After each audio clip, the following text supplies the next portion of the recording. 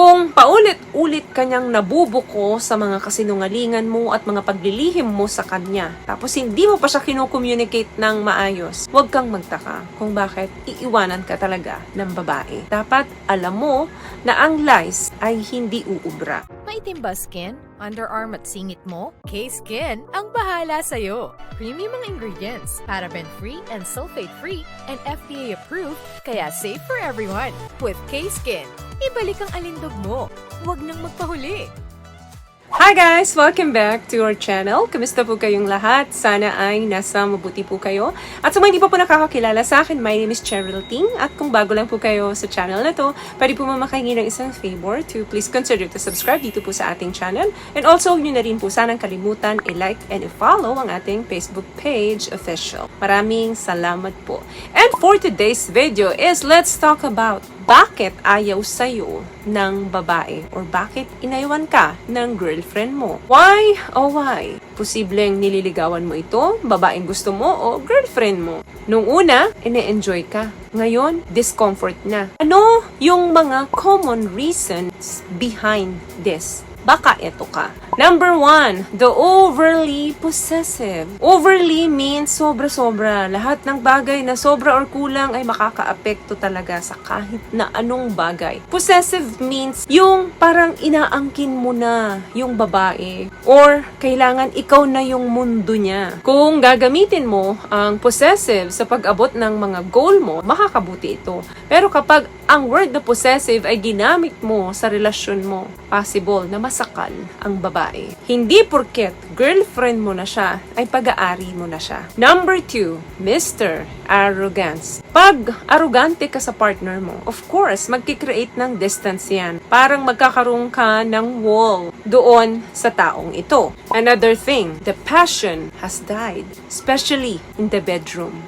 Ang intimacy, hindi lang naman yan yung factor sa relationship, pero isa ito sa mahalagang bagay sa isang relasyon. Ang regular intimacy, it's not about sex. Kasama na dyan yung touching, cuddling, and kissing. Very positive ito sa isang relasyon para maging masaya at para maging healthy. Because it's about connection, it's about togetherness. Kailangan na palaging nararamdaman ng babae na attracted ka pa rin sa kanya. Paano kung palagi mong ipinaparamdam na aasiwa ka sa kanya? Of course, iiwan ka talaga ng babae. Lalo na kung girlfriend mo pa lang to. Hindi niya isisiksik ang sarili niya sa'yo. Another thing, baka naman madalas mo siyang ikinukumpare sa iba. Kahit sino sa atin, ayaw natin na kinukumpara tayo sa iba, lalo na doon sa mga ex natin. Yung person mo ngayon, yang lang dapat yung mahal mo at chine-cherish mo above all. Or baka naman kinukumpare mo yung relasyon nyo sa relasyon ng iba. Paulit-ulit mong ginagawa yan, mawawalan talaga ng gana ang babae sa'yo. Another thing, ito very important to, emotional unavailability. Oo, physically speaking, nandyan ka palagi sa kanya. Palagi kayo magkasama or minsan palagi kayong nag-uusap pero yung mga mabababaw na usapin lang. Hindi ninyo napag-uusapan yung emosyon ng bawat isa. Ang mga kababaihan, kailangan may puprovide mo sa kanila, hindi lang physically na nandyan ka, but emotionally available ka sa kanila. Kailangan aware ka doon sa wants and desires ng partner mo kasi kung hindi, para ka lang robot sa relasyon nyo.